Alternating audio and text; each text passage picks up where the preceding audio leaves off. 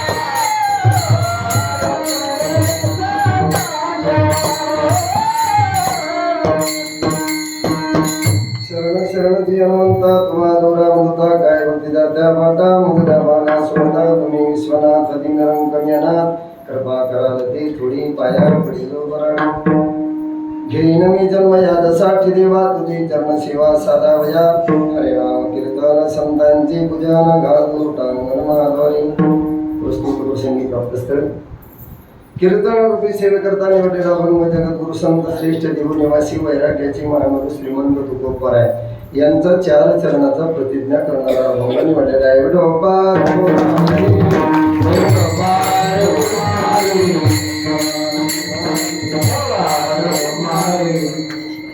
सज्जनांनो जगद्गुरु श्री संत तुकोबराय प्रस्तुतच्या भागामध्ये प्रतिज्ञा करतात. काय प्रतिज्ञा करतात? की नवी जन्म यासाठी देवा देवा मी सारखा जन्माला येईन. कशा करता? याचे त्याचे चुकल्या करण्याकरता नाही महाराज. मग काय करणार? तुझी चरण सेवा साधाया, जन्मोजन्मी तुमची सेवा करण्याकरता मी सारखा जन्म घेईन. बर महाराज, जन्म घेतल्यानंतर काय करणार तुम्ही? काय करणार? मी 3 प्रकारची सेवा करणार. कोणती? हरिनाम कीर्तन, संतांचे पूजन आणि गादी लोटांगण मानवाने. त्याच्या 3 प्रकारची सेवा येते महाराज.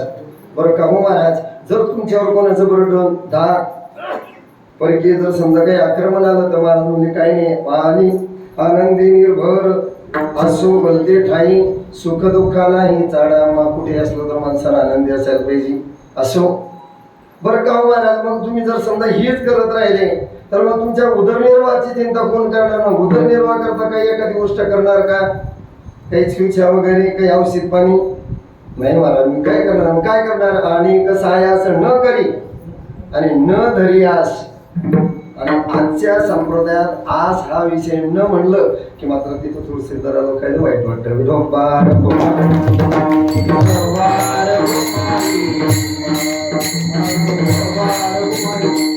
आणि होईन उदास सर्व भावी. आणि महाराज म्हणतात की जो मोक्ष मिळवण्याकरता जे काही लोक बेजारे, तो मोक्ष आमच्या घरी, मोक्ष आम्हा घरी कामाला दासी, तो आमच्या घरी दासासारखा काम करतोय. म्हणून आम्हाला त्याच्याकडे जायचं की नाही, त्यानं आम्हाला अगोदरच ओरलेलं आहे. आणि मग होय सांगू ऐशी तू का म्हणे, आम्ही जसं सांगू तो तसा वागण्यास तयार आहे. परंतु आम्हाला जन्मजन्मामध्ये सारखं भजन करायला मिळावं, त्यासाठी आम्ही पुन्हा जन्म घेण्याने तुमचं भजन करेन.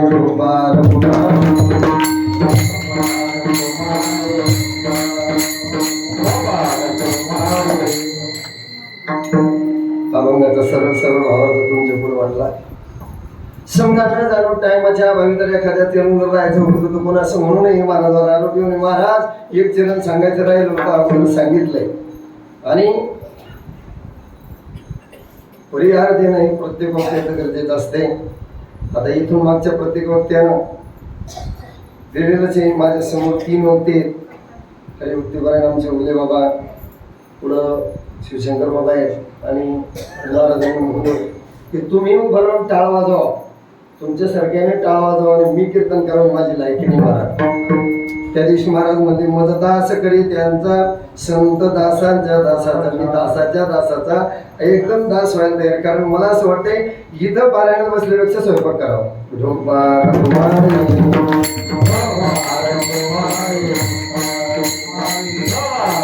कारण आजच आपली मूवी गेली 18व्या अध्यायामध्ये. समर्थाची या पंक्ती भोजने तळेल्या वरल्या एकची पक्वाने तैसा श्रवणे आरती पठणे मोक्षूची लावे. मग इथं जर झाडलोट केली तरी तेच पुण्य, पारायण केलं तरी तेच पुण्य, आणि भजन केलं तरी तेच पुण्य. नाही सतरंजा टाकले तरी तेच पुण्य.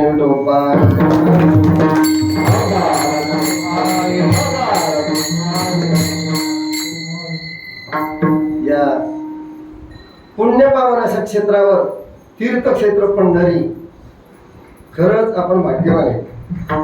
काय तुम्हाला सांगा, मागच्या वर्षी आपण किती लोक होतो, एका पंक्तीत लोक जेवले तरी जागा शिल्लक राहत होती. आता 2 पंक्ती करावं लागतात पण जागा पुरून नाही राहिली. लोकांना कळायला लागलं की इकडं काहीतरी तर ते इकडे लोकांचा मोग यायला लागलाय. आणि एवढीच इतका आपण आपल्या इकडचे लोक, आमच्या गावातून आम्ही 2 जण 4 जण समजा, आज 1-2 जण 2-4 जण आलो. बाकी लोक नाहीत का आमच्या गावामध्ये आहे, त्यांना माहित नाही का आहे माहित. परंतु महाराज तिळ तिळ पुण्य साचा पडे तरी हे बहुता जन्मी जोडी नाम तुझी वाचे शियापुढे समागम घडे. संतांचा पूर्व पुण्याचा साठा असल्याशिवाय देवाकडे येण्याची वाट सुटत नाही.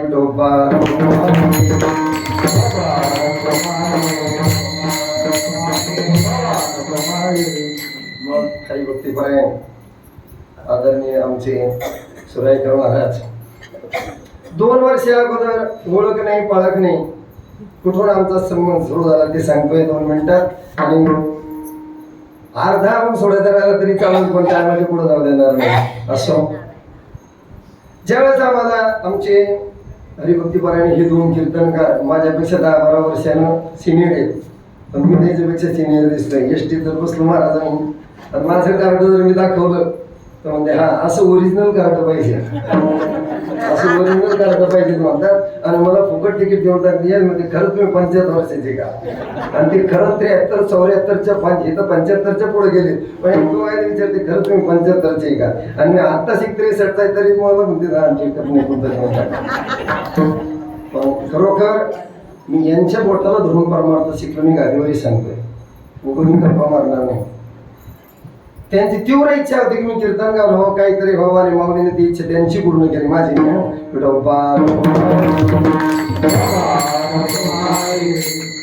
आणि त्यांच्या असं एक हे होतं की आमची इच्छा होती की प्रत्येक क्षेत्रावर आपण जाऊन 7 दिवस राहावं, पारायण करावं प्रत्येक ग्रंथाचं, आणि पारायण करून आपल्याला तिथं 7 दिवस त्या भगवंताची, त्या संतांची, त्या भक्तांची सेवा घडावी. ते म्हणजे आमच्या तर नाही जमलं, पण तुझ्याकडे लोकांचा भाव आहे, तुझ्यामुळे लोक येतात म्हणजे कर. तर 2018 पासून आपलं किती 2016 का 18 असं काहीतरी त्या वर्षापासून आम्ही प्रत्येक क्षेत्रावर सप्ताह सुरू केले. आणि आम्हाला ज्यावेळेस आईसाहेबाचे तिथं मुक्तीनगरला कोथळी सप्ताह करायचा, त्यावेळेस आम्ही जागा बघायला गेलो. मंदिरात गेल्यानंतर मंदिर आम्हाला फक्त 3 दिवस मोकळं सापडलं, आम्हाला 7 दिवस राहायचं होतं. फिरत फिरत आम्ही 2 संस्था गेलो. तिथं संस्थेत बाहेरून दारावरून आवाज दिला, तर तिथले जे काही महाराज मंडळी होते समजा, ती होती घरात का नाही माहित नाही, पण त्या ताईनं दरवाजा नुसतं खिडकी उघडली, एक दरवाजा खिडकीचं एक उघडलं, काय महाराज घरी नाही, बस काय सांगितलं, महाराज घरी नाही, त्यांना लावून घेतलं. अरे आम्ही चोर नाही. 2 घरी आम्हाला तसं घडल्यानंतर आता कुठे जावं? मग महाराजांचा जो काही आश्रम आहे, जे काही संस्था आहे, त्या संस्थेच्या पलीकडून मला असं वाटतं तिथे पत्र्याचं शेड, त्या पत्र्याच्या शेडमध्ये करू, पण उन्हाळा दिवस करायचं काय, जाऊ द्या कसं का होते, पण सप्ताह करायचा आहे, त्रास का होणार. परंतु ज्यावेळेस तुम्ही मधून आल्यानंतर इथं जरा झाडं बिडं बरे दिसले. असं म्हटलं सावली विचारून पाहू आपल्याला काय भिकाऱ्याच्या वेळीच गाव. तर आम्ही आवाज दिला. आवाज दिल्यानंतर खरोखर त्या माऊलीला साष्टांग दंडवत करावं. दार उघडलं, काय म्हणताय बाबा? म्हणजे काही नाही, आम्हाला सप्ताह करायचा आहे. ठीक आहे म्हणले, पण महाराज घरी नाही. दरवाजा उघडा, बाहेर आली पाहिजे, आमच्या जवळ उभे राहिले आणि म्हणले महाराजांचा नंबर घ्या, महाराजाला कॉल करा. महाराजांना कॉल करा, महाराजांनी कुठं तरी, आम्ही कुठं घरी असतोय, कधी फोन करा, कधी कुठं कथेत, कधी कुठं कीर्तनात, कधी कुठं हरिपाठात, ते तसे कथेला होते.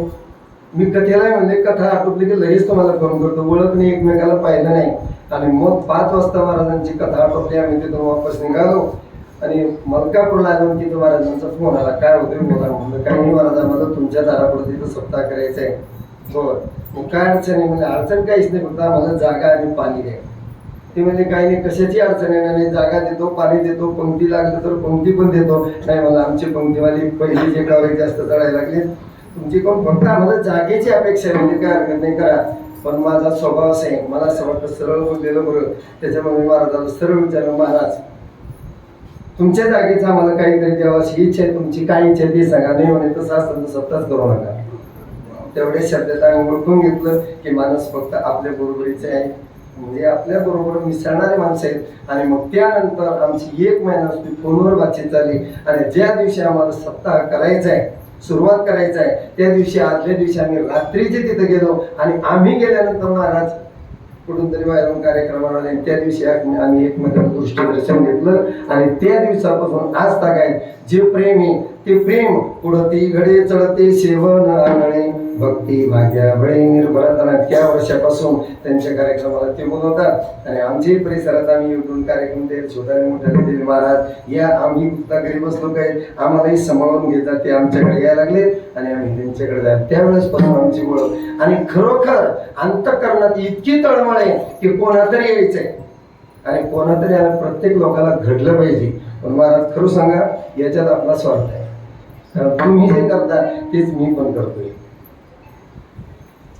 एवढे मोठे लोक घेऊन यायला काही गरज नाही का? घरी काम नाही का? कीर्तन केल्यावर लोक पैसा देत नाही का? उदरनिर्वाह होत नाही का? होतोय. पण पुढता हे जन देखे डोळा प्रत्येकाला घडतंय. अशातला का नाही, श्रीमंत माणूस एका दिवसात येऊन जाईल, पण गरीबाला घडत नाही. आणि पुन्हा त्यांची माझी गोष्ट सारखीची. महाराज मागच्या वर्षी आमच्या दिंडी सोहळ्यामध्ये 850 रुपये पैसे किती जमा व्हावं. 4,00,000 काही हजार रुपये एका माणसाचं 1,500 रुपये बिसी ठरले. मग 4,00,000 850 लोकांची किती व्हायला पाहिजे? किंवा 7-8 लाख रुपये, 4,00,000 रुपये जमा. अर्धी लोक बिना बिसीचे, पण आमच्या तोंडातून कधी निघत नाही. तसं महाराज म्हणते देऊन टाका, आणि कोणाला काही विचारणे तो दिली का नाही, तर तसंच माझंही काम आहे. आणि हे पा जे लोक सारखे असताना त्यांचं संघटन लोक होते.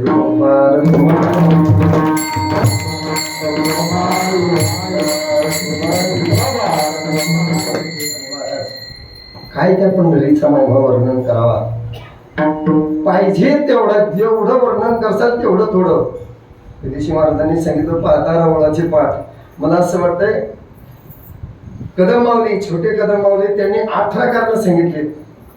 त्या 18 कारण तुम्ही कोण घ्या, मी बऱ्याच वेळा ऐकले. ते काय नुसतं पंढरपूरला जाय म्हणलं तरी कितीतरी पुणे. आपण पंढरपुरात येऊन 7 दिवस राहतोय, नगर प्रदक्षिणा करतोय, पांडुरंगाचं दर्शन घेतोय. एकदाच नाही, एकदा मुख दर्शन आणि एकदा स्पर्श दर्शन. कोणाच्या भाग्यात आहे, पण त्याच्यात आमचं स्वार्थ आहे. काय घडविता व्रत अर्ध पुण्याला भी मोडविता दोघी नरका जाते. तुमचे कोण करून घेतो तर तुमच्यातला अर्ध पुण्य आम्हाला येते, म्हणजे त्यांना जाते. आमच्यातलं सुद्धा अर्ध पुण्य, म्हणून त्याच्याकरता जास्त पुण्य करत जा. दररोज स्नान करायचं, प्रदक्षिणा करायची, आणि जितक्या वेळेस होईल तितक्या वेळेस पांडुरंगाचं दर्शन करत जा. कारण जेवढं जास्त पुण्य जमा करसाल त्याच्यातला अर्ध तेल द्यावंच लागणार आहे आपल्याला. हो म्हणले तरी देणार आणि न म्हणले तरी देणार. कारण पुरावा आहे मला तसा. घडविता व्रत अर्ध पुण्याला, अर्ध त्यांना द्यावं लागतं का नाही? बरं, अर्ध त्यांना गेलं. आणि आमचे भुगेदार याच्याकडे तर 5% जाईल. जे आपल्याला अन्नदान करतात ते झगड जाईल. मग आपल्याला 25% ते घरी घेऊन जा. त्याच्याकरता जास्त पुण्य करा, आणि जेवढं पुण्य करता येईल तेवढं पुण्य करायच्या मागे लागा. ती गाठोडी बांधून घरी न्या. कारण या जन्मात तुम्ही जेवढं पुण्य साठवाल ना, तेच तुमच्या घरी येईल. करा हरी भारती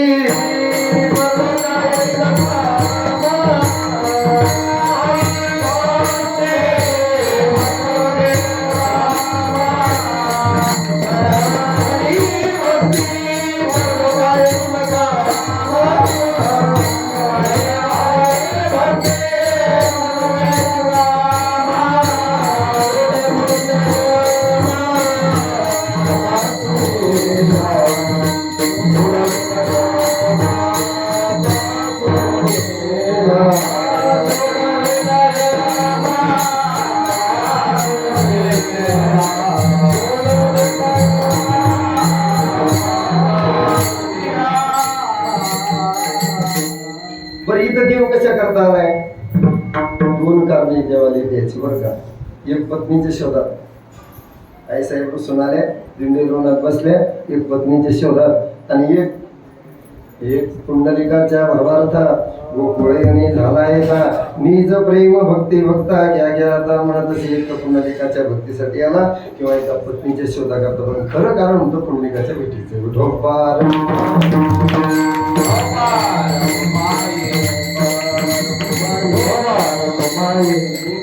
इथं आल्यानंतर पुंडलिकानं उभं केलंय, आणि ते फक्त उभं केलं ते तुमच्या आमच्या करता. कारण पुंडलिकाला माहित होतं लय लोक येणार आहेत, भलती लोक येणार आहेत, आणि त्या लोकांचा उद्धार करण्याकरता मूळ पापी दैसे दैसे उतारी काशी लावून उद्धार करण्याकरता देवाला तिथं उभं केलं. आणि उभं केल्यानंतर पण महाराज पंढरीचं महिमान ऐका पंढरीचे महिमान रावळे ते तुके प्रमाण तेथील तृण आणि पाषाण तेही देवदानावे. नुसतं मंदिरातच देव नाही, इथलं तृण सुद्धा देव, इथलं पाषाण सुद्धा देव मानतंय मला. कारण इथे माती जर कपाळाला लावली तर ती माती सुद्धा आज आपल्या अगोदर जे काही संत महात्मे होऊन गेले आजपर्यंत त्या मातीला त्यांच्या पायाचा स्पर्श झालेला आहे. त्यांच्या पायाचे रजकण त्या माती देईन, ते जर आपल्या पायाला कदाचित एखाद्या मोठ्या महात्म्याचा रजकण जर आपल्या अंगाला लागला तर नक्की उतार झाल्याशिवाय राहणार नाही.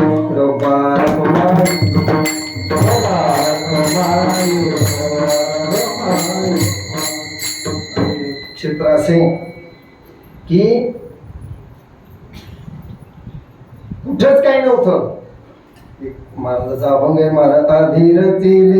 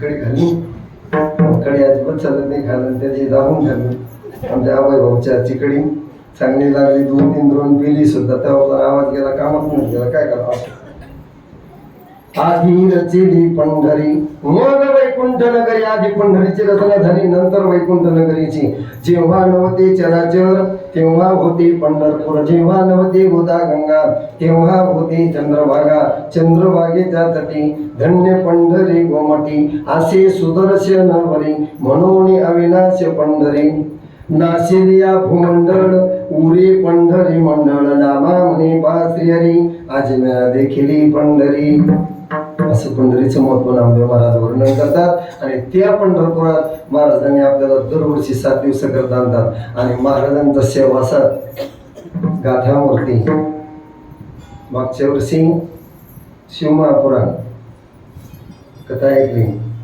यावर्षी तुमच्या मुखातून ग्रंथराज ज्ञानेश्वरीचं पारायण आणि यावर्षी पुन्हा विशेष योग सप्तशतोत्तर सुवर्ण महोत्सवी वर्षानिमित्त आणि अशा या मोठ्या महात्म्याच्या मुखातून ज्ञानेश्वरी त्यांच्याबरोबर आपण श्रवण आपलं ऐकतोय आणि त्यांच्याबरोबर आपण पारायण करून यालाही सुद्धा भाग्य लागतं कोणाबरोबर आणि कोणाबरोबर पारायण करणं याच्यात सुद्धा काही महत्व नाही पारायण लोक करतील पण त्यांच्याबरोबर पारायण करण्याकरता काहीतरी आपला अगोदरच्या जन्माचं पुण्य म्हणून आपल्याला अशी महात्मे भेटतात बरं पुन्हा पाहते आपले देऊन बसलेत असं वाटत नाही की महाराज कुठे आहे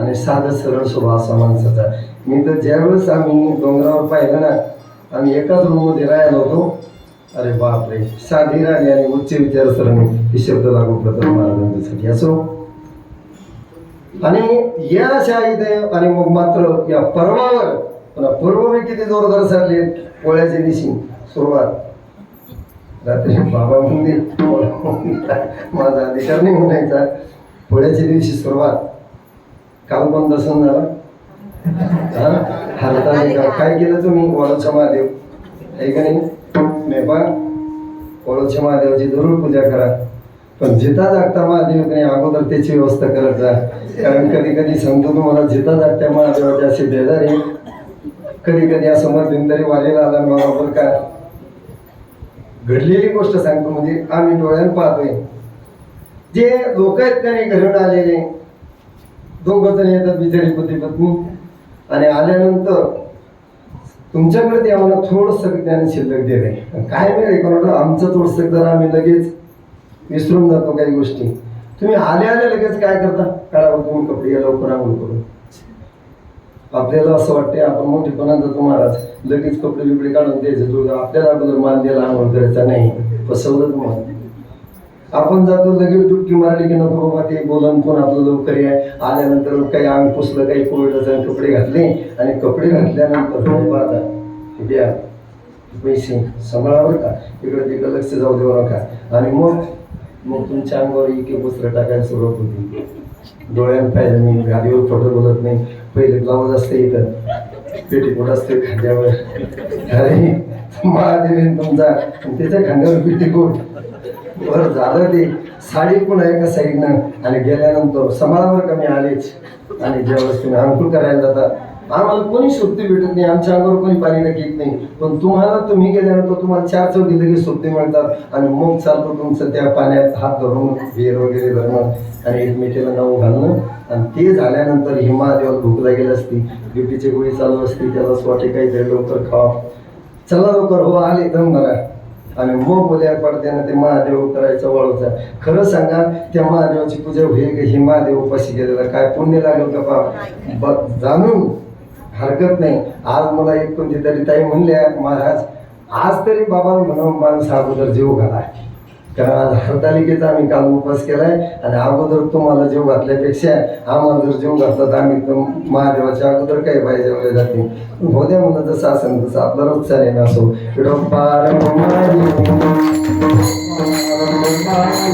आणि आज गणेश चतुर्थी, गणपती बाप्पाचं आगमन झालंय. कोण गणपती बाप्पा? त्याच्या नावातच असं काही तर ते महाराज. गण म्हणजे समूह आणि पती म्हणजे मालक, एका समूहाचे मालक. गणपती बाप्पाच्या जन्माची कथा सांगितली जाते की पार्वती आई साहेबांना अंगाची मणी काढली, ती जो पुतळा तयार केला, दारावर बसवला आणि सांगितलं घरात कोणाला येऊ देऊ नको, माझ्या अल्पमती प्रमाणे सांगायला लागलोय. आणि त्याच्यावर संजीवनी मंत्र देऊन त्याला तिथं बसवलं. महादेवाचं युद्ध झालं, त्याला मुंडकं कापलं गेलं, पुन्हा हत्तीचं आणून बसवलं गेलं.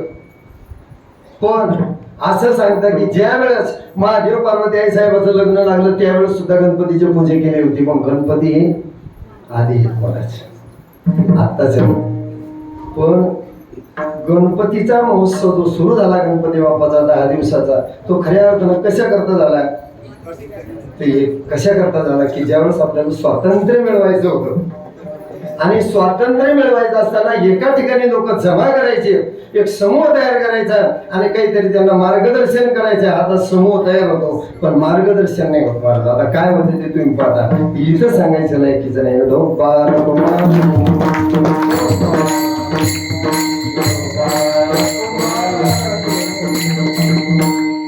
आपल्या अभंगाकडून काय जास्तीत जास्त पाहून तास राहिलाय. काय म्हणतात महाराज? घेईन मी जन्म यासाठी देवा. ते गणपती बाप्पाची सेवा करण्याकरता दरवर्षी आपल्याला जन्म द्यावा देवानं. आणि महाराज प्रतिज्ञा करतात.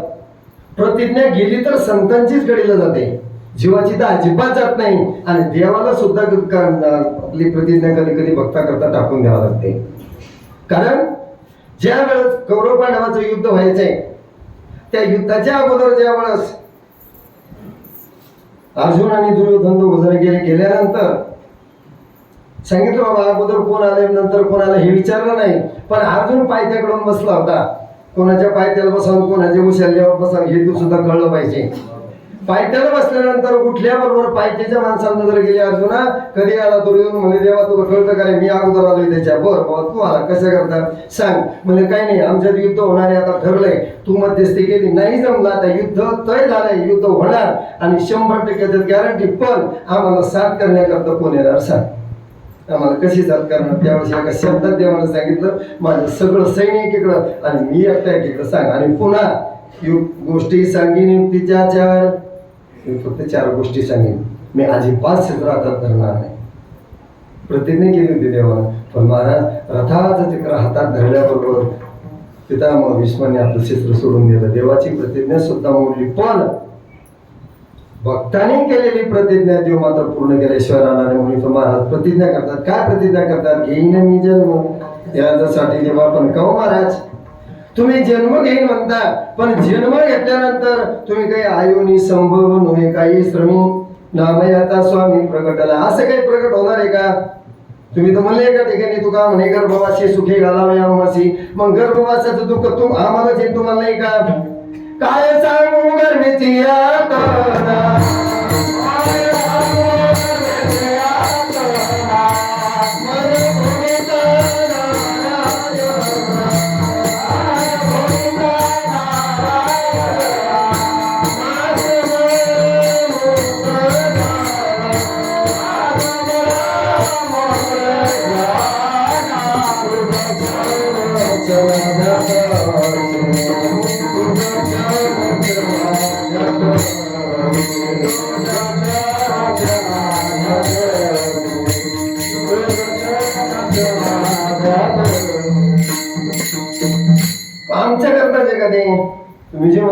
मध्ये सांगू गर्भीची यातना. आम्हाला एक तुम्हाला नाही का लोकांना भीती दाखवतात, तुमच्याकरता सुलभ कसा.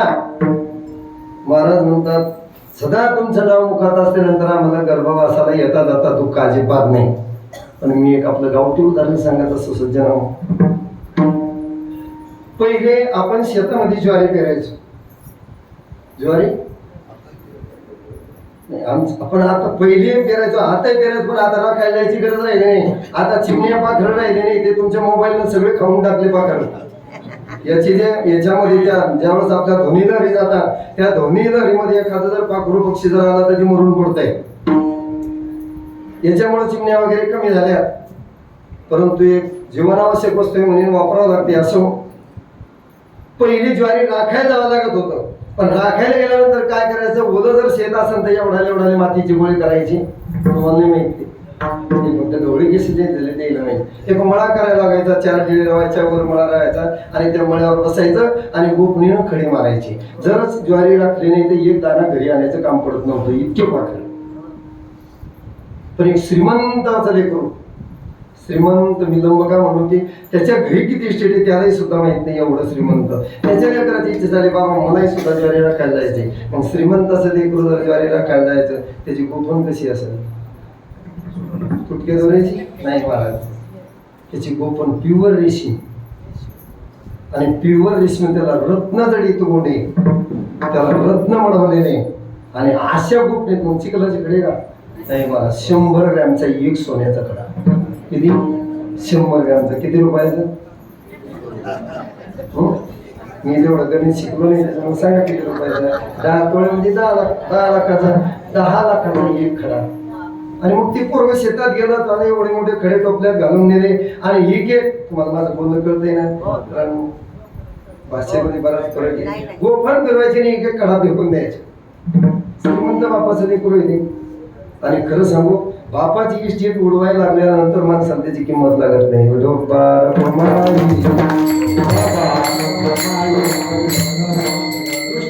दृष्टांत आठवलं म्हणून सांगतो. काय झालं, एका बापाचं लेकरू असं जरा उन्हाळ होतं आणि त्याला सांगितलं बाळा उद्यापासून 1 रुपया कमवून आणायचा, त्यावेळेस जेवण घरात नाही, जेवण भेटणार नाही. दररोज ते ऐकून 1 रुपया घ्यायचं, बाहेर जायचं, 10 वाजता पुन्हा यायचं. बाबा हा रुपया घ्यायचं कोणाकडून? आईकडून. फक्त आईकडून लेकरं बिघडते, बाबाकडून बिघडत नाही. आईकडून 1 रुपया घ्यायचा आणि तिथे गेल्यावर बाबाला द्यायचा. बाबा हा रुपया मी आजची माझी कमाई. ते बाप धरायचं रुपया फेकून द्यायचा. आड कळतो ना, आड म्हणजे घरासमोर खाल्लेली एक छोटीशी विहीर आणि त्या विहिरीमध्ये ते रुपया टाकून दिल्या जायचा. असं 1-2 वर्ष चालणार. 1-2 वर्षानंतर आईजवळचे पैसे संपले. ते काय आत्ताचं थोडं होतं, नवऱ्याचे पैसे तोडून ठेवायचे. ती जुनी कथा होती महाराज. बायाजवळ पैसा राहत नव्हता.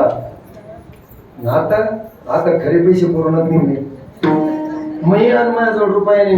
ज्या वेळेस ते नोटबंदी झाली ना, दादा कसं करा पण मी एवढे 50,000 बदलून आला. अरे आईजवळचे पैसे संपले. आणि त्या दिवशी आईनं सकाळीच बाबा सांगितलं बाळा माझ्याजवळचे पैसे संपले, मी बापाच्या इस्टेटीवर उन्हाळपणा करणं चालतोय, पण स्वतःचे ज्यावेळेस कमवून आणावं लागतं खरी गमत त्यावेळेस कधी सांगायला लागलंय. आणि मग त्या दिवशी रुपया मिळाला नाही.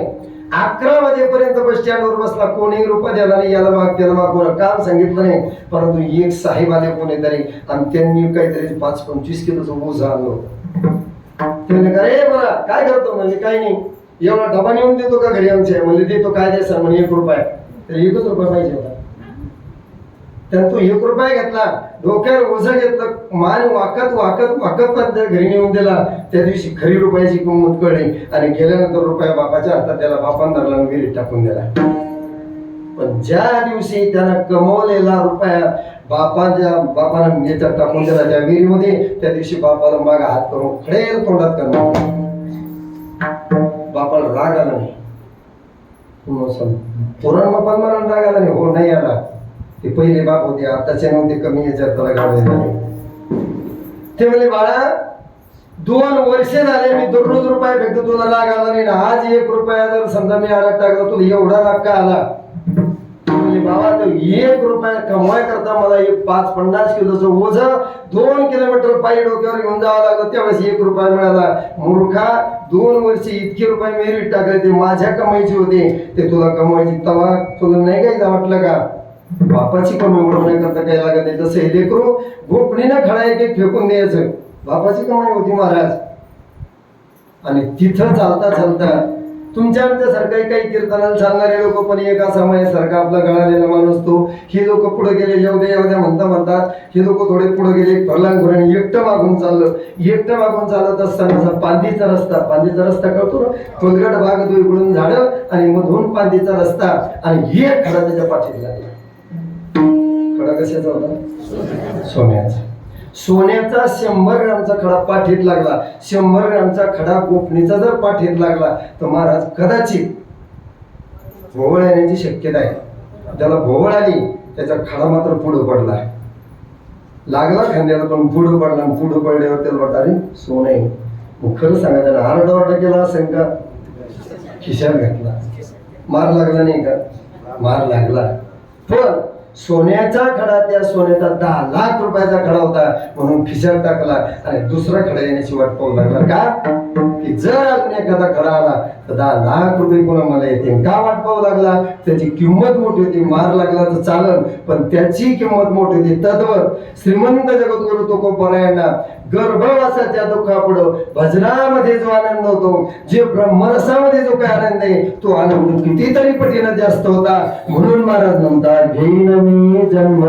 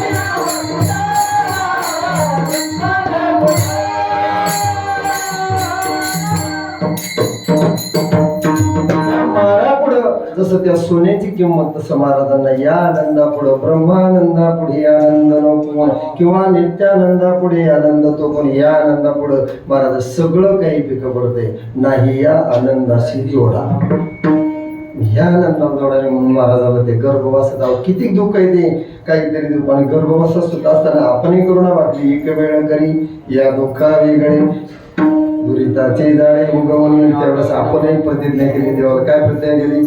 आठवी न पाय हा माझा नवस कधी कधी. वर्षाच्या वर्षाला सत्यात नाही. रात्रंदिवस पांडुरंगा खरं सांगा आपल्या तो कोण रात्रंदिवस भजन करते? कोणीच नाही करत महाराज. पण ज्यांनी अभंग लिहिला ते रात्रंदिवस. तीन रजनी हाती धंदा रात्र न कळी दिवस न कळे अंगी खेळी होते. महाराज छाटा मारायला लागले, म्हणजे खोटं बोलायला लागले. तुम्ही रात्री कसं काय चिंतन करणार? रात्री कसं काय तुम्ही चिंतन करणार? झोपल्यावर कुठे चिंतन होत असते का? महाराज झोपल्यावर होत चिंतने.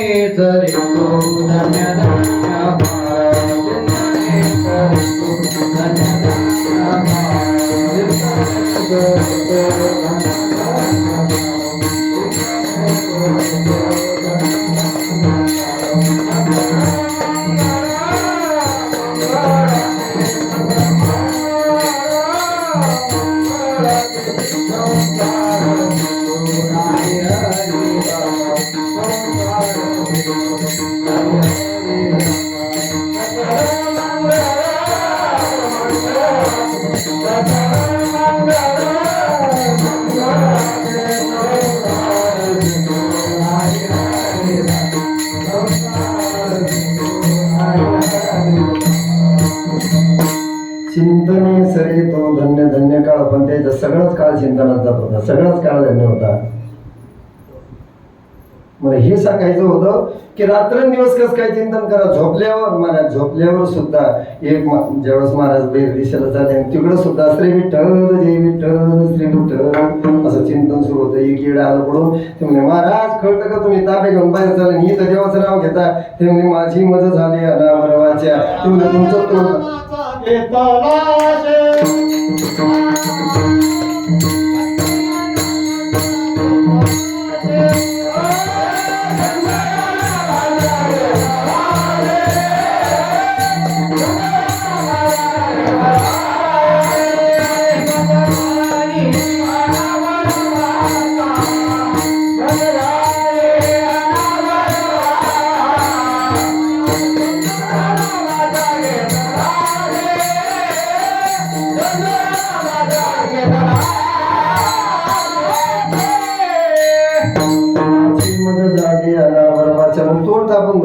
तोड दाबून धरलं असं म्हणतात. आपल्या अंगावर 3.5 कोटी रोम आहे. प्रत्येक रोमारोमातून आवाज निघत होता श्री विठ्ठल जय विठ्ठल. अर्जुनाचे केस झोपल्यावर सुद्धा देव आपल्या मांडीवर घेऊन वाळत होता. का तर ते केस जय श्रीकृष्ण म्हणत होते. पण ते जिवंत माणसाचे केस होते. केस सजीव नाही तर निर्जीव नाही, तृतीय पुरुषी आहेत. पण मला हे सांगायचंय ते जिवंत होते म्हणून शरीरातून निघणं ठीक आहे, पण आमच्या चोखा बाबाचे हाडं सुद्धा विठ्ठल म्हणत होते. ज्या वेळेस मंगळवेढाचा प्रकोप होता चालला तिथं काही लोक गाडल्या गेले. देवाने इच्छा केली नामदेवा माझ्या चोखाची समाधी माझ्याकडे असावं. देवा तुम्हाला कळलं का हो, तिथं लई लोक गाडले गेले. चोखाचे हाडं कशी आणवायची? विठ्ठल विठ्ठल म्हणते मी चोखाचे हाड आहे. अरे बाबा मला त्याही पुढे जाऊन सांगायचंय की ज्या वेळेस तो चोखा बाबा जिवंत होते त्यावेळेस त्यांनी रात्रंदिवस भजन केलं आणि त्या हाडानं त्यांची संगती केली होती आणि त्या हाडाचेच वारकरी होते. त्या हाडातून सहज त्या हाडावर तेवढे संस्कार पडले म्हणून हाड विठ्ठल विठ्ठल म्हणत होते. पण किती जन्मभर ते हाड त्यांच्यात नामस्मरण ऐकत होते. पण आमच्या जनाबाईचा अधिकार की नुसता स्पर्श झालेली गौरी विठ्ठल विठ्ठल जनाबाईच्या गौऱ्या बोलू लागल्या. नुसता स्पर्श झाला काय अधिकार सांग. महाराज म्हणतात घेईन मी जन्म यासाठी देवा आणि काय करसाल महाराज तुझी चरण सेवा साधा. महाराज म्हणजे मी सेवा करेन. सेवा करायला कोणाला आवडतं का? प्रत्येकाला मालक आवडते महाराज, प्रत्येकाला मालक आवडते. सेवा करणं आज कोणाच्याच डायरीतले नाही. पाराय महाराज किती बेजार आहे. हे जो पारायणात येणार इथं हिडू काढ तिकडं काढ भंगडी कर काय करायचं ते कर. संध्याकाळची जेवणाची व्यवस्था नाही. काय कमी पडते काय जास्त पडते लोक सांगितलं नाही किती गाडी आज जास्त का कमी आले. मला चांगला अनुभव आहे. 100 लोक एका दिवशी दिंडीत आल्यावर दिंडी चालताना काय करावं न सांगता आल्यावर किती फजिती. 4-5 रवटे शिल्लक लागणार नाही. अन्न सुद्धा शिल्लक लागणार नाही का? ते का आपलं घर आहे का म्हणून अन्न 4 भाकरी लोकांकडून मागून सेवा कोणालाच करावं वाटत. पण महाराज म्हणतात तुझी चरण सेवा साधावयाल. आणि सेवा करताना महाराज काय म्हणले हरिनाम कीर्तन संतांचे पूजन घालीन लोटांगण मारवा. ही 3 प्रकारची सेवा झाली. कोणती कोणती? हरिनाम कीर्तन काय वाचिक, संतांचे पूजन कायिक आणि आपलं कायिक म्हणजे लोटांगण घालणे आणि वाचिक देवाचं नामस्मरण करणे आणि मानसिक कोणती? हरिनाम कीर्तन संतांचे पूजन, संतांचं पूजन मानसिक पूजा. हे 3 प्रकारची सेवा. मला एक सांगा मग हरिनाम कीर्तनच का? हरिनाम कीर्तन याच्यासाठी की या युगामध्ये जसं चालत असताना या 4 युगामध्ये प्रत्येक युगात साधन हे वेगळं वेगळं होतं. त्याच्याकरता एक श्लोक आलेला आहे भागवतामध्ये. कृतये ध्यायतो विष्णू त्रेतायाम यजतो मखै द्वापारे परिचर्याना कलौ तदहरी कीर्तना. प्रत्येक युगामध्ये साधनं ही बदललेली आहेत. मग कृतयुगामध्ये लोक ध्यान करत बसायचे. किती ध्यान करायचे? 1000 वर्ष एका ठिकाणी ध्यानस्थ बसायचे. आणि ते ध्यान केल्यानंतर मग त्यांची जन्माला कशा करता आले ते त्यांचं काम व्हायचं. मग ते युग बदललं. पुढं कोणतं युग आलं? त्रेतायाम यजतो मखै. त्रेतायुगामध्ये यज्ञ करायचे. यज्ञ करता काय काय सामग्री लागते ऐक्यू माहिती बरं का. यज्ञ करता करता असं म्हणतात की पहिले तर ब्राह्मण लागतो योग्य असे मंत्र म्हणणार. आपल्या हरिपाठात 84 तुका होतात 28 अभंगात. पण मला हे नाही सांगायचं, मला हे सांगायचं की मंत्र म्हणणारे ब्राह्मण सुद्धा मिळून नाही राहिले. कारण मंत्र जळे थोडा तरी धडची होय वेडा. थोडा जर कधी मंत्र चुकला तर धड असताना माणूस सुद्धा वेडा होतो. मग योग्य मंत्र म्हणणारे माणसं भेटना. आणि असं म्हणतात शुद्ध गावरान गाईच्या तुपाची हत्तीच्या सोंडा एवढी धार जर ते घेतले कुंडामध्ये 7 दिवस तैलवत, पाणीवत नाही तैलवत म्हणजे तेलासारखं म्हणजे खंड न पडता जर 7 दिवस हत्तीच्या सोंडा एवढी धार जर यज्ञ त्या कुंडामध्ये पडली तरच यज्ञ सफल व्हायचा, नाही तर होत नव्हता. आता तुमच्याकडे तरी तुमच्याकडे आहे तू, आमच्याकडे तूप म्हणलं की चिव लगेच मिळत, त्याचं नाव नाही घ्यायचं. 1100 रुपये किलो झालं आणि त्याच्यात अर्धा झाड असतंय.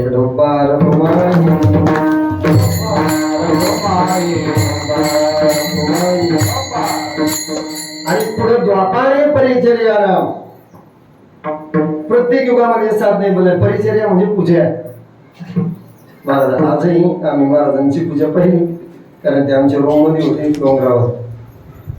खरोखर नुसतं आपली पूजा सोडून त्यांचीच पूजा पाहत बसा वाटत आहे. इतकं सुंदर देवाला सजवते ते. खरोखर पाहिले या वेद लागे बैसे दिवी जडून. इतकं सुंदर देवाला सजवते ते. कपडे घालणं पण बरोबर आले का नाही, कोण पाहणार. आपण तर आपल्या लेकराला सुईचे कपडे घालत नाही. महाराज किती जीव लावते. आणि ते देवाला सुद्धा व्यवस्थित आसन दोईकडून ते लोड वगैरे सगळं त्या व्यवस्थित. खरी ती पूजा आहे. पूजा करायला वेळ कोणाला येतात. काही लोकांची पूजा जर पाहिली ना असं वाटतं की नाही ते देवाची देईनी देवाची. काही तर बाजराच्या घरात देवघरच नाही. आणि आता देवघर एक शो म्हणून ठेवायला लागले. ते तुम्ही ठेवता म्हणून आम्ही ठेवायला. देवघराची जागा प्रत्येकाच्या घरात येईल, पण देवपूजा सगळी महिला मंडळाकडे. आणि शास्त्र असं सांगतो महिलांनी पूजा माणूस नसला तरच करावा. म्हणजे गेला माणूस तरच, नाही तर महिलांनी पूजा करू नये. आता सर तुम्ही वारीला आले तर मग ठीक आहे महिलांनी पूजा करायची, पण माणूस घरी आणि त्या माणसानं पूजा नाही करायची. जर बाईनं पूजा केली तर दोष लागतो महाराज.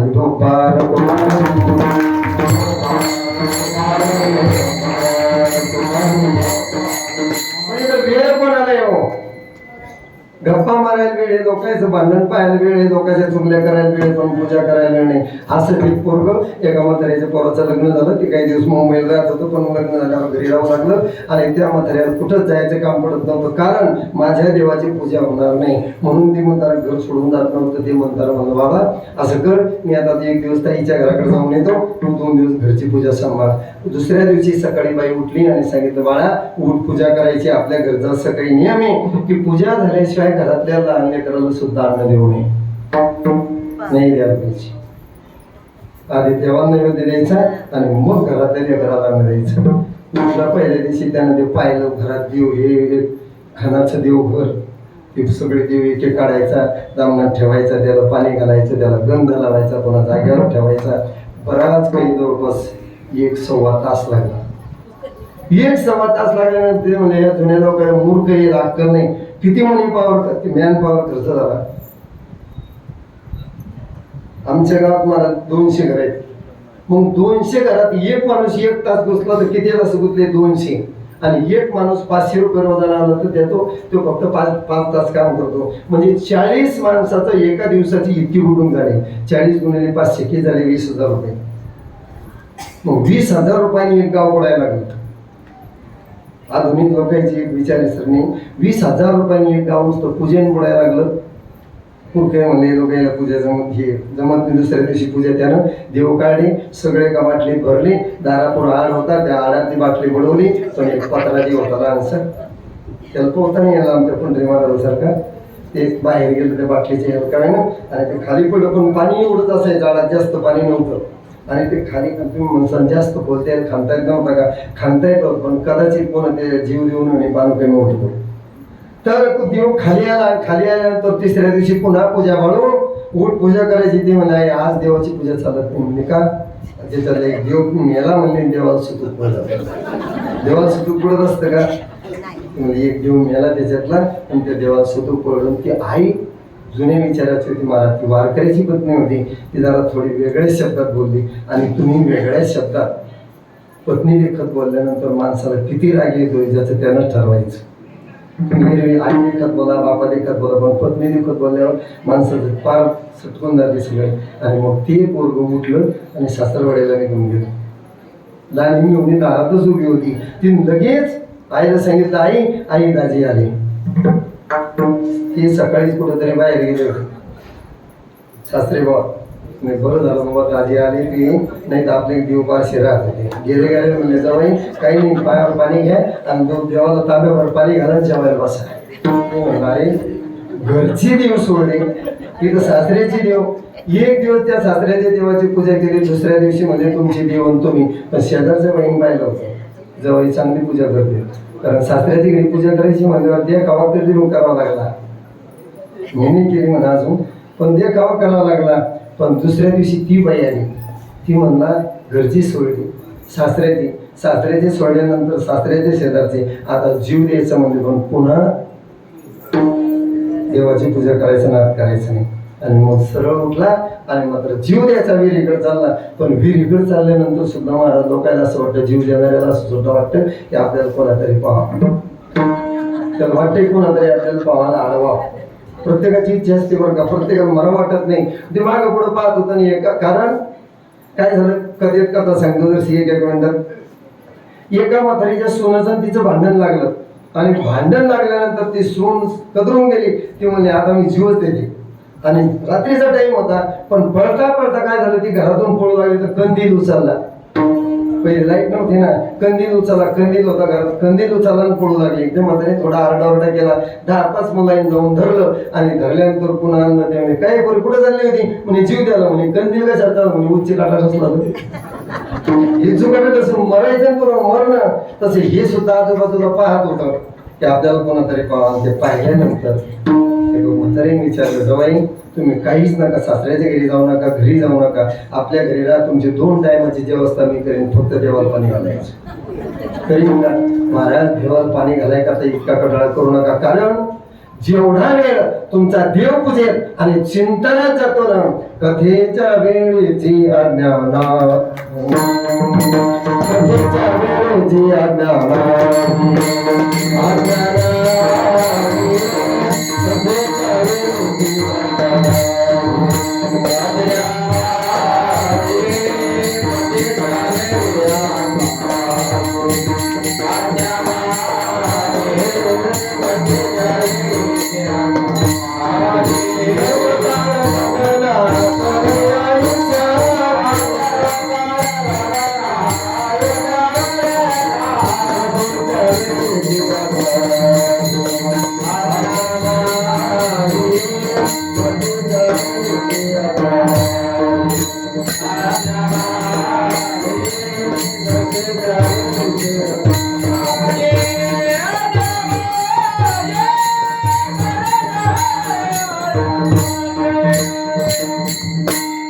कथेच्या वेळेची आज्ञा नाही. जेवढी कथा करसान, जेवढी कीर्तन करसान, जेवढं ऐकसान, जेवढा जप करसान, तेवढ्या वेळेत तुमच्या आयुष्याची गणना कमी असते. काय झालं त्याची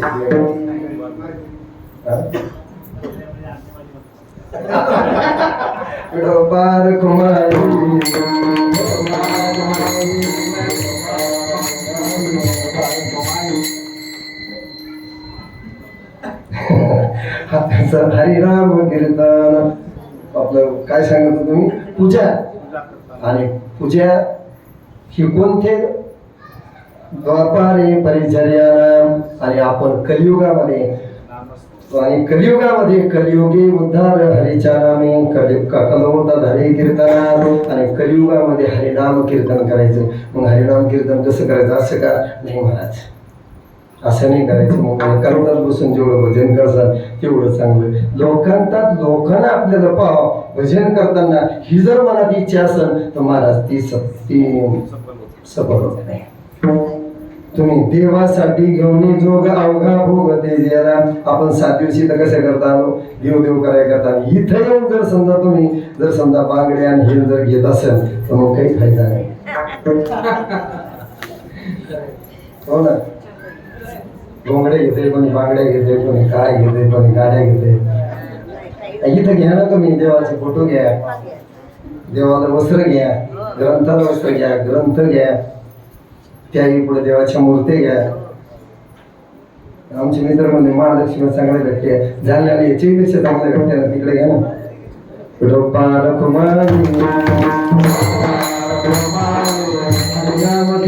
दुसरं संतांचे पूजन, महाराज संतांचंच पूजन का हो?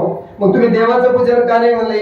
महाराज संतांचं पूजन याच्याकरता म्हणलो की जर समजा मी गावठी उदाहरण सांगत असतो की एखाद्या बाईला जर जेवायला सांगितलं आणि तिचं लेकरू तिच्या बरोबर जेवायला जर आलं आणि त्या लेकराला आपण जर बाई तुला आमंत्रण दिलं होतं, लेकरू बाहेर काढून दे, ते बाई जेवणार नाही. पण जर बाईच्या लेकराला जेव घातला, बाई उपाशी जर गेली, तर उपाशी गेलेली बाई म्हणणार नाही की माझं लेकरू जेवलं ना, बस माझं पोट भरलं असं म्हणाल ती बाई.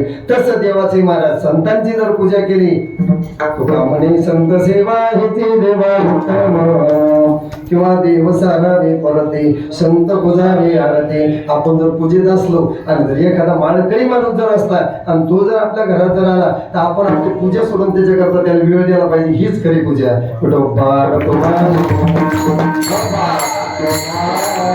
स्वामी काज गुरु भक्ती पितृवचन सेवापती हे जे विष्णूची महापूजा भावना हिलजा संतांचे पूजन. आणि तिसरं महाराजांनी सांगितले घालू लोटांगण माधवारे. आता तो लोटांगण घालायचे तो दुसरं म्हणत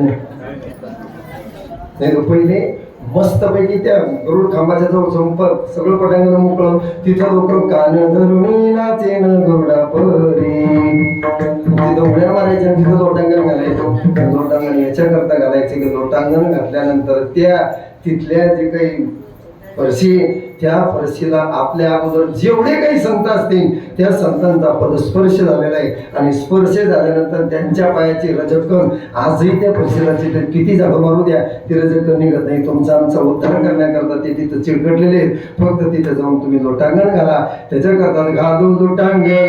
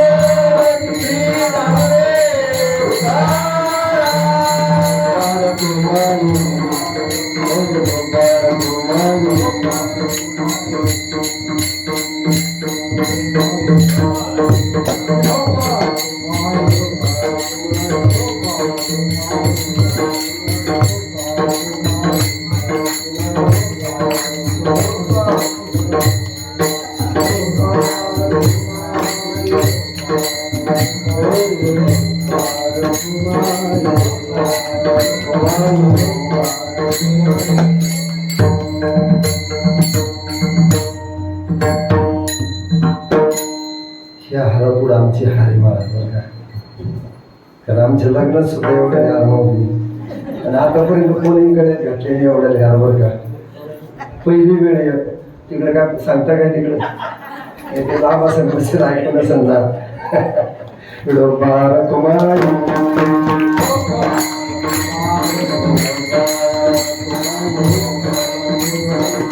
सारखा सारखा मी जन्म घेईन आणि तुमची सेवा करेन.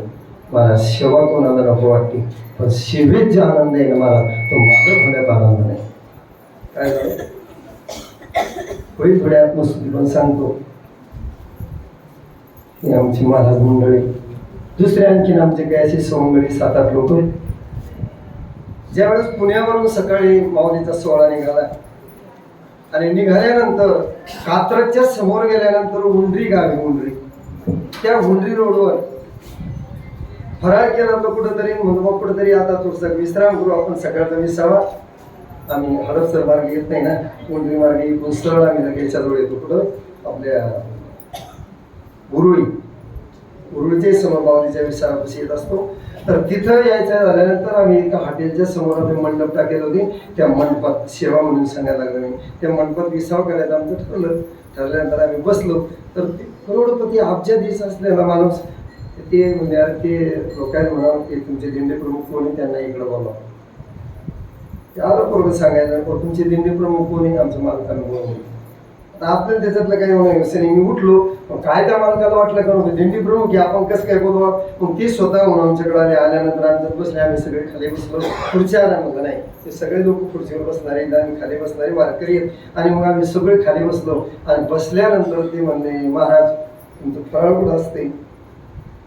मग बोलणं बंद असते, कारण सगळे माझ्यापेक्षा ज्येष्ठ लोक आणि आपली मी सेवक असतोय दिंडीचा, मी मला म्हणून राहत नाही. मग यांनी ज्या वेळेस सांगितलं की आमचं फराळ आता पुढे उरुळीच्या पेट्रोल पंपावर आहे, ते म्हणजे तुमचं मग फराळ दुसऱ्या पुढच्या वर्षी इथं घेत जा, आमच्याकडे तुमचं फराळ संध्याकाळी करत जा. हे म्हणजे सांगा काय करायचं. ते म्हणजे काय हरकत नाही महाराज, 2-3 किलोमीटर अंतर आपलं कमी होत असतं ते घेऊन टाकू. पण त्या माणसाला अगोदर विचारलं होतं तुमचे दिंडी प्रमुख कोण. आता यायचे कपडे म्हणजे इस्त्र्याकडे चकाट असं कुठं म्हणजे जवळून माणूस गेलं त्याचा अंग चिरण इतके कपडे टाईट आणि आपले कपडे आपले घड्यावाले सगळे मुळे. तर मी रावट्या ढोकं लागतो वाटानं, मी स्वयंपाक करू लागतो. महाराजांनी मागच्या वर्षी सांगितलं होतं, बाबा तुमचे 3 पोरं आहेत, मला येतो होता पोरग समजा येते येऊन तुम्ही मला भाजी बिजी तुमच्या तिथं तसं बनवत होते, तर इथं भाज्या बिज्या बनवायचं. मी 1 दिवस अगोदर आलो, म्हणजे काय हरकत नाही, कोण मला ते ताईनं वगैरे कोण ते हातच लावू देणार नाही. ते म्हणजे महाराज आम्ही करतो सगळं, तुम्ही काही करू नका. मला त्याच्यातलंही ज्ञान आहे बरं का, काही मी आपण मोठेपणा सांगत नाही, पण तो करण्यातही सुद्धा आनंद आहे असो. आणि मग ते माणूस आहे म्हणलं का तुमच्यात मजा करणं ठीक आहे, पण माझ्याकडे तुम्ही मजा नका करू. ते म्हणे खरंच आमचे दिंडी प्रमुख ते म्हणे, पण तुमचे सगळ्याचे कपडे अशी चकास आणि ते कपडे मिळत नाही, ते कामातच गुजर राहत म्हणे गावारी, त्याच्यामुळं ते कपडे द्यायचं त्यांना. म्हणून सेवा करण्यात जो आनंद आहे बा तो मालक होण्यात नाही. कारण सेवा करणं जर म्हटलं ना तर जबाबदारी अंगावर पडत नाही. जबाबदारी यायच्यावर टाकून दिली, भजन करा, काय करायचे ते करा, मी फक्त सेवा करून घेतो, जीव घालतो लोकांना आणि मस्त मोकळा राहतो. हे माझ्यापेक्षा सिनियर आहे, पण दिवसभर वाटायला भजन करीत चालते. सेवा करण्यात म्हणून महाराज म्हणले तुमची सेवा करीणार 3 प्रकारची सेवा, कायिक, वाचिक आणि मानसिक. सारखं हरिनाम कीर्तन बरं त्यांनी केलंय आणि त्यावेळेस तुम्हाला सांगितलंय. रात्री महाराजांनी सांगितलं, तुम्ही सांगितलं हा नाही आल्यानं संसारात आली पंढरपूर, ते कोणी सांगितलं अगोदरही सांगितलं एका बाबांनी कोणीतरी की अगोदर घरी सांगायचं वारीला जायचे आणि ते कुठं घरीच. आमचे बरेच काही सहकारी मंडळी ते आजही म्हणजे घरीच असतात, का आषाढी वारीला ते येत नाही. बाबा गर्दीत कुठं जायचं हो, पोळा झाल्यावर दुसऱ्या दिवशी बैल मरवत असतात का. अरे खरी म्हणजे त्याच्यातच आहे ना. म्हणजे या महिला मंडळाला जर म्हणलं 14 जानेवारीचं वाहन तुम्ही 20 जानेवारीला दे, चालत नाही चालणार. माझ्या ज्या दिवशी जमवतो त्याच दिवशी. अहो तुम्हाला तुमचं सांगायचंच काय काम आहे की रावळे ते तुगे प्रमाण ते तिला तृण आणि पाशान ते देव जाणावे. रावळाची पाठी पाठ पाहता पाठ तीर्थे घडती 360 देवाची पाठ पा नुसती. तुका म्हणे मोक्ष देखील कळस तात्काळ अनाचा अहंकाराचा. मग मोक्ष जर का नुसता कळस पाहिजे ते, पण मात्र ते बिन त्या दिवशीच. इतर तर मनात येऊन जर पाहिलं तर मला काही सांगता येणार नाही आहे का नाही तो. पण कधी कधीच असते काही पर्व असते, त्या पर्वावरच त्याचं महत्व असते, त्या पर्वावर यायला पाहिजे. म्हणून महाराजांनी स्वतः केलंय आणि तेव्हा ते तुम्हाला आम्हाला सांगतात. आमची सांगायची संख्या जास्त वाटली, करायचं कोणालाच नाही.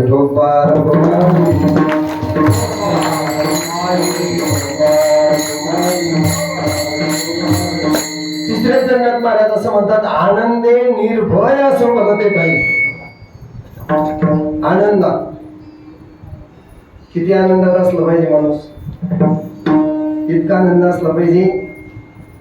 पण हे सांगावं लागतं, ही माझ्याकडून नाही. आताच्या कोणतेच कीर्तन करा, कोणती अंमलात आणल्या जाणार नाही. पण ज्या वेळेस कोण गाडगे बाबा का काहीकडे बाबा ज्यांचा मुलगा वारला होता कीर्तनात, गाडगे बाबा की त्यांचा मुलगा कीर्तनात मारला, कीर्तनात म्हणजे घरी, आणि बाबांचं कीर्तन सुरू होतं. एक चिठ्ठी आली चौदाराच्या मार्फत आणि चिठ्ठीत लिहिलं होतं, बाबा तुमचा एकुलता एक मुलगा वारलाय. आनंदी निर्भर हे सांगायला लागलोय मी. तुमचा एकुलता एक मुलगा वारलाय.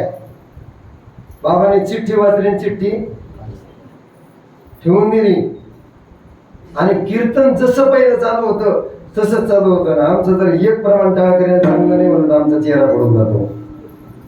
कुठं द्यायचं कुठं आमचं, कुठं सांगावं आनंद. महाराज आनंद तेच पाहिजे की कीर्तनाच्या गावात गेल्यानंतर तुम्हाला नाही कोणा विचारलं तरी चेहऱ्यावर तेच समाधान पाहिजे.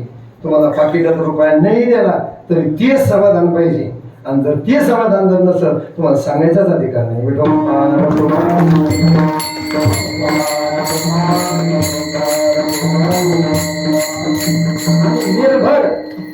निर्भर असलं पाहिजे की खायची चिंता, जी भेटन ते गोळा भरांना खायचं आणि फक्त देव कर. आनंदी निर्भर असो बनते आनंद निर्भर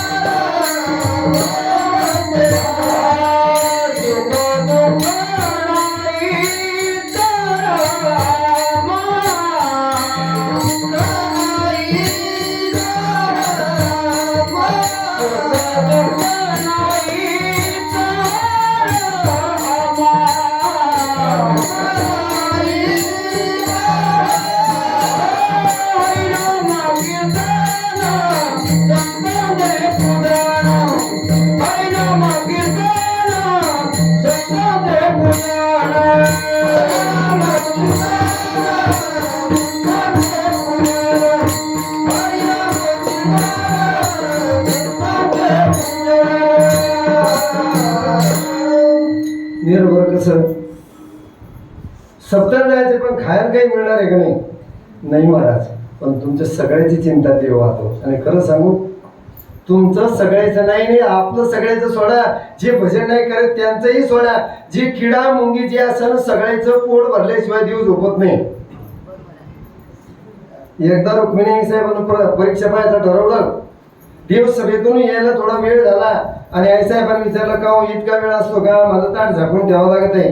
आताच्या सारखं नव्हतं जेवून घ्यायचं मग ताट झाकायचं, तसं नाही.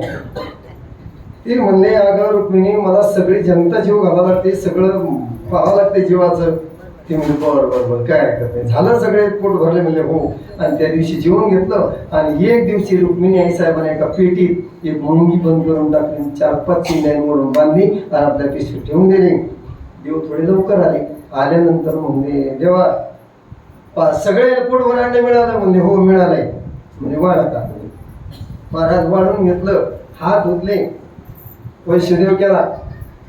वैश्यदेव केला करायलाच पाहिजे वारकऱ्यानं. वैश्यदेव केला आणि केल्यानंतर काच घेणार ते म्हणजे हो सगळे जीवाला जीव घालणारे थांबा. कारण कोणाचं ऐकू पण ऐकू पण तुम्हाला काय म्हणून त्याचा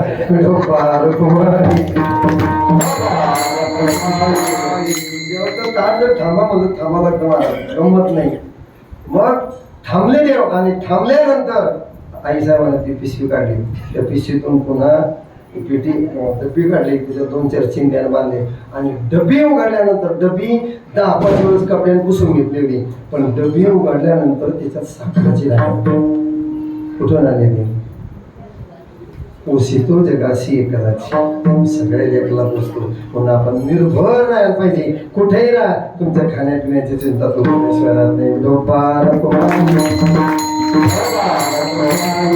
अनेक सायास न करी. जर पोट भरत नसलं अनेक सायास म्हणजे दुसरं काय सायास करत? शिवच्या करायचे 2 पैसे कमवायचे, कोणाला औषधाचं 2 पैसे कमवायचे. मी 1-2 औषध तुम्ही महाराज मी प्रत्येक कीर्तनात सांगत असतो. पैसे घेत नव्हतो आतापर्यंत, पण लोकांचा इतका आग्रह की ते आपल्या घरी आल्यानंतर 1-अर्धा तास तासभर ते औषध पाहायला जायचं, ते आणायचं, ते तयार करायचं, ते त्याचे पैसे लागत नव्हते. लोक म्हणायचे बाबा 100-200 रुपये काहीतरी आणि कुठेही खर्च करा. मग ते आपले ते पैसे गेले ते जमा ठेवायचे आणि कशात तरी आपल्या एखादं भांडे घ्यायचं दिंडी करता किंवा 1-2 दिंडे आपल्याकडे जेवायला असेल त्याच्याकडे ते जीव घालायचे, त्याचे ते पैसा वापर करून टाकायचा. पण तो पैसा आपल्या संसारात येऊ नये त्याची दक्षता घ्यावी लागते. मग तसं काही महाराज तुम्ही करणार का? महाराज म्हणजे नाही. आणि कसं आहे असं न करी आणि न धरी आस आणि खरं नसे इच्छाच असं नाही. दिवस जन्मभर जर परमार्थ केला तर माझा उद्धार देवाला करा ही सुद्धा देवाकडून अपेक्षा करून तुझं वाटे आता ते घरी अनंता तुला जे पटन हे आता माझं कर. कारण तुम्ही जेवढी त्याची भक्ती केली जेवढं त्याच्या घरी काम केलं तेवढा तुमचा पगार तुमच्या नावावर पडणारच. आता ते नाही मास्टरमध्ये आता खोटे बिलं वगैरे काढणं मानगीत्या झाल्या ती गोष्ट वेगळी. पण मला ते नाही सांगायचं इथं खोटं एक तिळभर सुद्धा चालत नाही. तुम्ही जेवढी भक्ती केली तेवढी तुमच्या नावावर जमा होणार. आणि जाता जाता ज्या वेळेस आपला इथून आपण जाऊ आपण गेल्यानंतर इथला प्रवास जरी संपला पण इथून परलोक प्रवास सुरू होतो आणि तो परलोक प्रवास असतो 365 दिवसाचा. तो 365 दिवसाचा प्रवास केल्याच्या नंतर मग त्या दिवशी तुमचं सगळं बाळ काढलं जातंय. बाळ म्हणजे तुम्ही काय जन्मभर काय केलंय आणि ते काढल्या जातं. तुमच्या पुण्याचं तिथं मोजमाप केलं जातं. त्या पुण्याची तुम्हाला आठवण केल्या जाते आणि त्याला म्हणतात पहिलं पुण्यस्मरण. आणि त्या दिवशी आपलं पुण्यस्मरण होतं आणि त्या दिवशी तुम्ही पुण्य किती केलं आणि पाप किती केलं आणि तिथून पुढे तुम्हाला गती मिळते. म्हणून त्याच्याकरता करता येईल तेवढं पुण्य करायच्या मार्गे न धरियास इच्छा करू नये आणि होईन उदास सर्व भावे. उदास असलं पाहिजे महाराज. आता बाबा आरसा नको फेटा बांधायला आरशात बांधून मी आतापर्यंत काही 40 वर्ष झाले कीर्तन करायला लागलो. आतापर्यंत तर काही मी अजून आरशात बांधून आणि मला आरशात बांधून पटका बांधता येत नाही. उलट दिसतं त्याच्यात. आणि पटका चांगला पाहिजे का विचार चांगले पाहिजे? विचार चांगले असं तुमचं पटका कितीही चांगला जर बांधला आणि तुमचे विचार जर चांगले नसेल काही त्या पटक्यात मातीत नाही घालायचं. महाराज या कपड्याकडे पाहू नका. हे कपडा आज आहे उद्या फाटून जाणार आहे पण खरं या कपड्याला जेवढं जपता येईल तेवढं जपत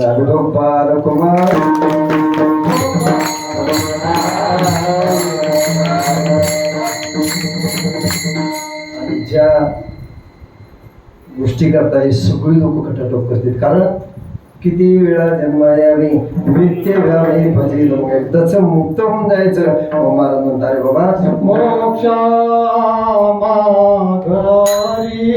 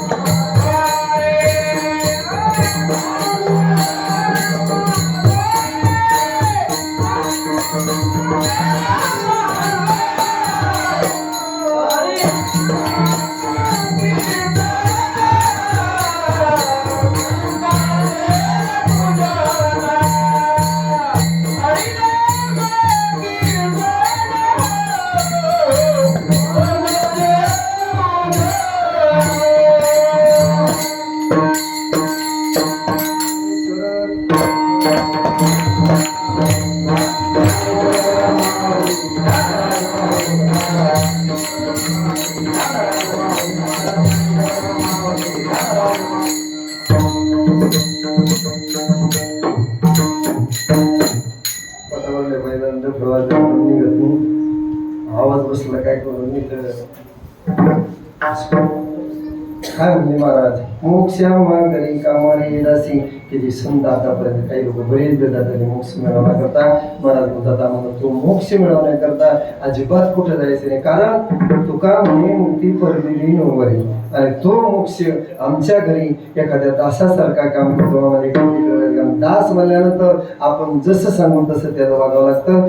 ज्या दिवशी म्हणलं त्या दिवशी आम्ही त्याला ग्रहण करू शकतो, पण आम्हाला त्याला आमच्याजवळ येऊ द्यायचं नाही, आम्हाला मोक्ष मिळवायचा नाही. कारण पुन्हा पुन्हा त्या देवाचं भजन करण्याकरता घेईन मी जन्म याच्यासाठी देवा, मी पुन्हा पुन्हा जन्म घेऊन येईन आणि पुन्हा पुन्हा तुमचं भजन करीन जन्मजन्मी. असंच भजन करावं तसं आपणही देवाकडे प्रार्थना करू की देवा असंच पुन्हा पुन्हा आम्हाला जन्माला घाल, असंच हरिभक्तीपरायण महाराजांना सुद्धा जन्माला घाल, वाल्मिक महाराजांना सुद्धा आणि बाबांना सुद्धा आणि आपल्याला सुद्धा असंच येऊ द्या आणि पुन्हा पुन्हा पंढरपुरात आमच्या कोणी सेवा करून घ्या.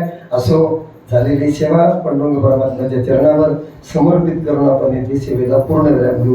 प्रभू तुमचे केले धर्मकीर्तन सिद्धीने इथं माझी निवडली पायी कपावणं कोणा कारणाला देशी निर्माण देवाचे कारण देवदानी बोलवली देशी गेली कटकड वाकडे की नीट देवदानी. मी कीर्तन कार्यक्रम मलाच म्हणत नाही, सगळी मंडळी आणि मी महाराजांना म्हणलं होतं तुम्ही खाली बसा, तुम्ही बनवून मी कीर्तन करा, माझी लायकी नाही महाराज. आणि तुमच्यासारखे गायक किंवा माझ्यासारख्या पामराच्या कीर्तनात आणि जर टाच झाली म्हणाव्या मी तेवढा अजून मोठा झालो नाही आणि मोठा होणार नाही आहे तोपर्यंत. आणि पुन्हा खरं सांगतो पुनश्च एकदा तुम्हाला एक अशी कल्पना म्हणजे माझ्या मनाचा विचार बघून टाकतो की देवा या जेव्हा जीव येईपर्यंत तोपर्यंत मला मोठं झालो असं फक्त म्हणायलाच लागू नको. आणि मला मोठं झाल्याचं असा मनामध्ये भाव सुद्धा तयार होतो, कारण जर मोठं झाल्याचा भाव जर मनात आला इथून मागं केलेल्या भक्तीचं अख्खं पाणी फिरल्याशिवाय राहणार नाही. म्हणून त्या भीतीनं पुनश्च एकदा तुम्हा संत मायबापांच्या चरणावर साष्टांग दंडवत करतो, सांगतो विठ्ठल.